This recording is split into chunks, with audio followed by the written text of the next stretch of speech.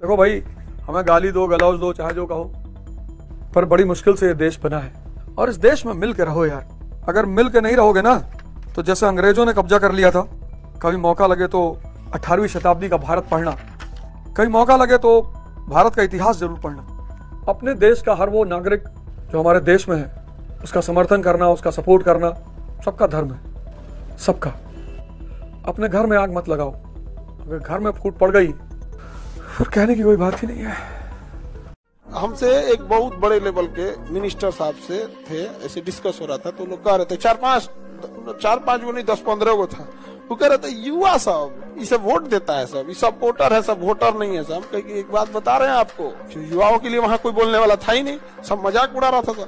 हम कहे सुनिए ना, आप ये बोलते हैं कि हमको नहीं जिताएगा, सब चलिए हम आपकी बात मान लिए, ऐसा मत बोलिए, युवाओं का अपमान हम नहीं बर्दाश्त करेंगे। नहीं तो आप लोग के भाषण में जो जिंदाबाद मुर्दाबाद करते हैं ना, अगले 500 खड़ा हो जाएगा सर, जब चिल्लाएंगे हाय हाय। आप लोग भले किसी को जिता ना पाए, लेकिन जिसको अगर सोच लिया हरवाने का, हरवा देगा। यहाँ पे सुख जो है ये दुनिया का सबसे बड़ा भर, सबसे बड़ा सुख होता ही नहीं, और अगर है भी तो हर सुख के साथ दुख जुड़ा हुआ है, सुख होता ही नहीं। तो फिर आखिर ये सुख आया शब्द कहां से? मैं बताता हूं। जितनी भी चीजें आपके मन को तत्काल शांत कर देती हैं, वो आपको सुख देते हुए प्रतीत होती हैं। जैसे शराब, दूसरा मूवी, सबसे बड़ा सेक्स। इतनी महान चीज को इतना नीचे कर दिया गया, बहुत बड़ी शक्ति। फिर उससे भी बड़ी बुराई। आपको लगता है कि बुराई में इतना रस क्यों है? मन शांत हो जाता है। इसलिए इन चीजों के लिए कोई मोटिवेशन नहीं। कहीं मोटिवेशन शराब पिलाने की क्लास चलती है, आइए भाई मोटिवेशन ले लीजिए शराब पीने के लिए। कहीं मूवी देखने के लिए मोटिवेशन क्लास चलती है, कहीं सेक्स की मोटिवेशन क्लास चलती है, कहीं बुराई करने की ये सब आपके मन को शांत कर देते हैं। क्योंकि ये मन को शांत कर देते हैं, आपको लगता है इनसे मजा आ रहा है, आप भागे जा रहे हो। मोटिवेशन की जरूरत ही नहीं, हर सुख के साथ दुख बैठा हुआ। और जहां जिन चीजों में मन को शांति नहीं मिलती, वहां आपको मोटिवेशन की जरूरत है। जैसे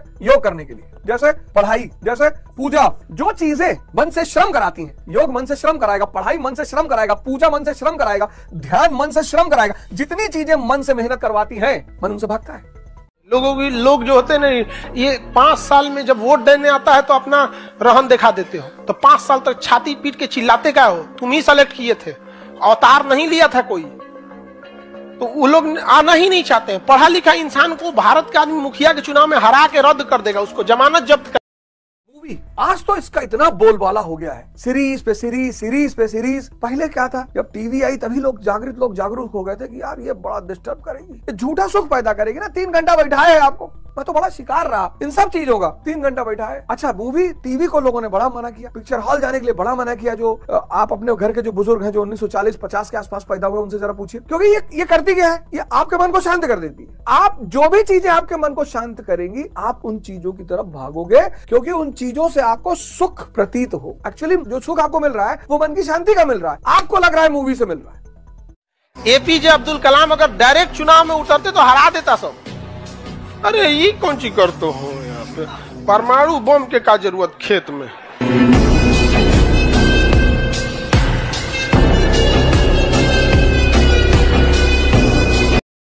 शराब 10 पैक के बाद आदमी नाली में पड़ा है। आप सोच कर देखिए, शराब मन को ब्लैंक कर देती है कुछ समय के बाद। वो जो मन ब्लैंक होता है, आनंद उसका है। वो जो आदमी 4 घंटे नाली किनारे पड़ा है, वो दुनिया भूल चुका है। परिवार, रिश्तेदार, नात बात, आर्थिक संकट, बीमारी, सब भूल चुका है। फिर जैसे वो होश में आता है, वो सारी चुनौतियां फिर उसके तरफ भागती, जैसे भागती है वो शराब की तरफ भागती। आज आप देखो, कुछ लोग सुबह सुबह शराब की दुकान पे पहुंच जाते। एक आदमी रात में 12 बजे बहुत परेशान था, तो उसने एक शराब के दुकानदार को फोन किया, कहा भैया दुकान कितने बजे खुलेगी? उसने कहा सुबह 9 बजे खुलेगी। अच्छा, फिर फोन किया, कहा भैया दुकान कितने बजे खोलोगे? कहा बताया ना यार, सुबह 9 बजे खोलेंगे। फिर उसने काट दिया। फिर तीसरा फोन किया, कहा भैया दुकान 9 बजे ही खुलेगी। बोले अबे बता दिए 9 बजे खुलेगी ना, और कहा बार बार पूछ रहे हो दुकान कितने बजे खुलेगी? कहा भैया मैं आपके दुकान के अंदर हूँ। वो तो बेचारा दुकानदार भाग के आया, दुकान खोला, अंदर देखा कोई था ही नहीं। तब तक एक आदमी पीछे भाग के आया, कहा भैया अब खोल दियो तो एक बोतल दे दो।